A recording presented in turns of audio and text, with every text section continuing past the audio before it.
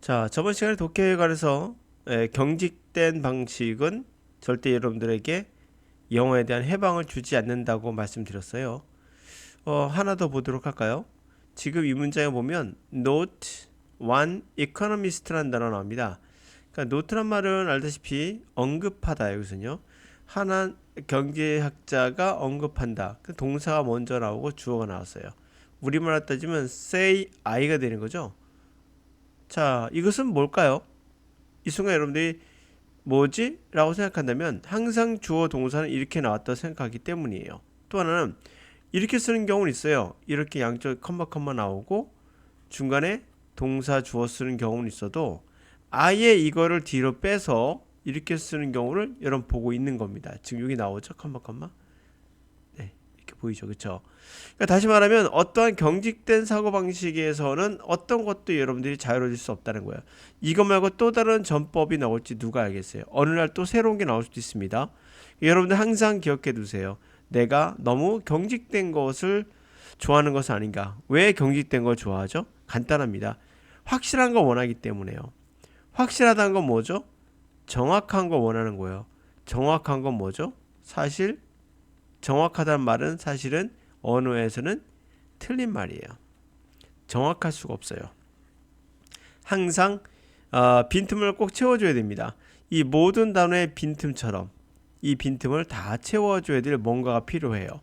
이거를 증명할 수 있는 건 문법도 아니고 아무것도 없습니다.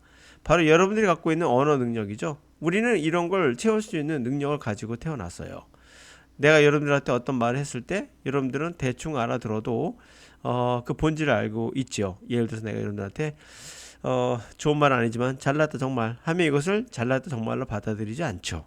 여러분들은 그 숨어있는 의미를 찾아냅니다. 이 빈틈을 다 채워주고 있거든요. 이런 것은 문법으로 해결되는 것은 아닌 거죠. 자, 영어를 잘하고 싶습니까? 독해를? 그럼 어떤 경우도 여러분이 듣고 있는 문법적 해석이나 어휘, 어원 이런 것에 매립되지 마세요. 그런 것도 필요 없는 건 아니지만 그게 본질이 아닌 거죠. 본질부터 하고 나서 그 다음에 좀 채워준다는 양념과 같은 거라 생각하시면 됩니다. 어떤 라면을 끓이는데 거기서 양념은 스프지. 나중에 스프를 못 끓이잖아요. 거기다 파 넣든 안 넣든 그 다음에 과정인 거잖아요. 우리가 파를 넣어야지 꼭 라면 아닌 것처럼 그게 파로 생각하면 그거보다도 더 적습니다. 실제로는. 네. 갑니다. Beyond the Mobility Planning Series for People and Places. 모빌리티가 뭐죠? 자동차나 우리가 이동성을 얘기할 때 모빌리티를 쓰죠. 모빌리티를 지나 끝이 끝났던 거예요. 지나 이제는 계획을 사람과 장소를 위한 도시를 계획하기예요. 그렇죠? 차가 다니는 그런 모빌리티, 이동성 그런 걸 생각하는 게 아니라 그것을 넘어서 이젠 사람과 장소를 위한 플래닝을 하고 있다라는 얘기입니다. 자, shifting demographics, household structures, lifestyle preferences, and consumer values suggest a different built environment and urban fabric 30 years ahead compared with 30 years ago. 자, shifting 변화하고 있는 거죠. 이동하듯이니까 변화하고 있는 인구 통계, 그리고 변화하고 있는 가정의 구조, 그리고 라이프 스타일의 선호도, 그리고 소비자들의 가치관들 변화하고 있는 이런 것들이 암시하고 있는 게 뭘까요? 다른 환경, 다른 건축 환경, 또 짓는 환경과 도시의 패브릭은 직물을 의미하죠. 패브릭, 직물. 이게 직물이잖아요. 그래서 이게 구조로 보셔도 좋아요. 도시의 구조. 30년 앞서 30년 전과 비교해서 훨씬 30년을 앞지른 그러한 다른 환경 그리고 다른 도시의 구조를 암시하고 있다는 거예요. 자, more and more Americans, Australians, Europeans are choosing to live in the settings where they are less dependent on their cars because reducing air pollution and energy use matters to them. 더 많은 미국인과 오스트레일리아인과 유럽인들이 지금 choose to live 선택하고 있죠. 사는 쪽으로 setting. 그런 환경 속에 세팅된 환경, 그런 세팅된 환경에서 살고 싶어 합니다.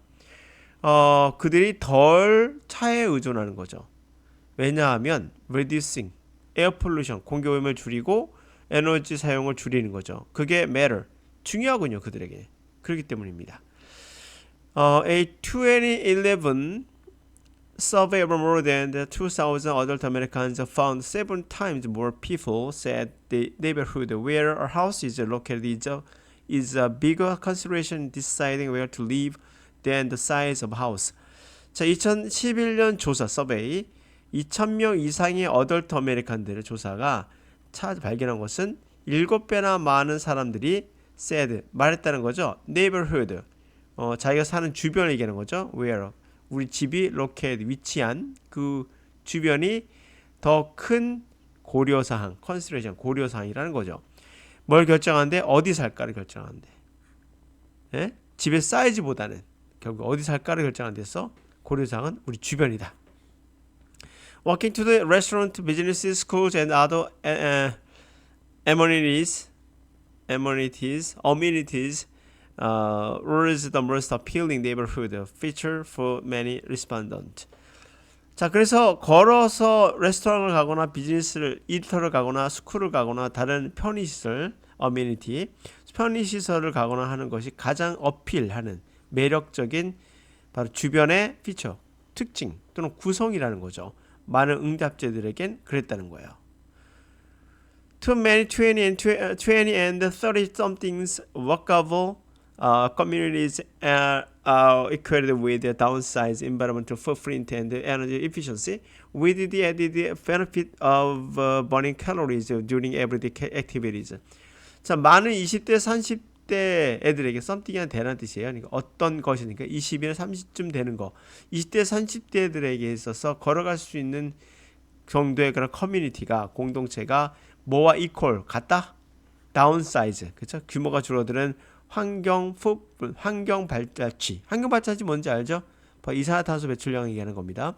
다운사이즈 되어 있는 사이즈가 줄어든 환경 발자국, 환경 발자취와 같은 것이며 에너지 효율성과 같은 것이다. with 거기다가 added 덧붙여진 이득은 뭐다? 칼로리 소비. 일상생활에서 그것도 있겠다. If green buildings and solar panels dot the landscape and the rooftops, all the better. 자, 그린이라고 한다는 것은 뭘 상징하죠? 녹색이란 말은 친환경을 얘기하는 거예요. 그래서 친환경 빌딩과 솔라 패널들은 다트가 점을 찍는 거거든요. 풍경과 지붕에 점을 찍고 있다면 뭐예요? 이거 배치되어 있는 거죠. 이렇게 그렇죠? 이렇게 점 찍듯이 이렇게 배치되어 있다면 더 좋은 것이다. Note economist with the Urban Land Institute, energy efficiency is becoming the new granite countertops.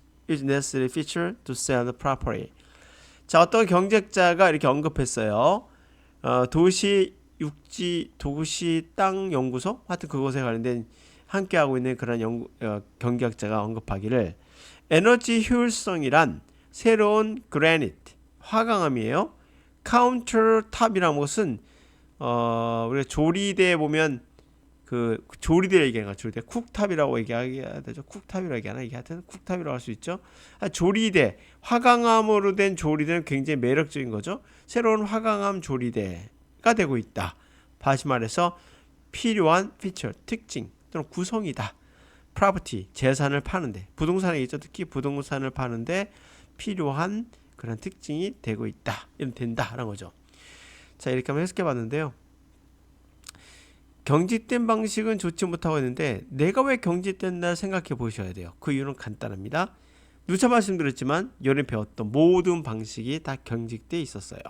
그거에서 벗어나는 방법을 찾아야 되는 거죠. 네, 그것은 물론 제 강의에 그 훈련이 들어가 있습니다. 잘못된 방식은 사실 잘못된 습관은 버리기가 되게 힘들어요. 근데 그것을 벗어나는 훈련이 여러분들에겐 필요한 거죠. 잘못된 습관은 반드시 고쳐야지만 그래야 올바른 길로 갈 수 있는 겁니다. 그런 의미에서 경직된 방법이 뭔지 아시죠? 구문독해, 끊어읽기, 단어암기 뭐 이런 것들이에요. 다 경직되게 만드는 요소들이죠. 암기를 갖고 누가 유연하다 말하는 사람 단 한 명도 없을 거예요. 우리의 언어의 뇌는 우리 뇌는 기본적으로 암기를 싫어합니다. 왜 싫어할 거예요? 경직돼 있거든요. 자신이 하고 싶은 욕망이 있는데 그 욕망을 다 가리고 넌 무조건 이것만 해. 이게 정답이라고 알려주기 때문에 그 아이는 싫어합니다. 자유롭게 그 아이가 할 수 있게끔 던져줘야 되는데 유연하지 못한 거죠. 네, 오늘 여기까지.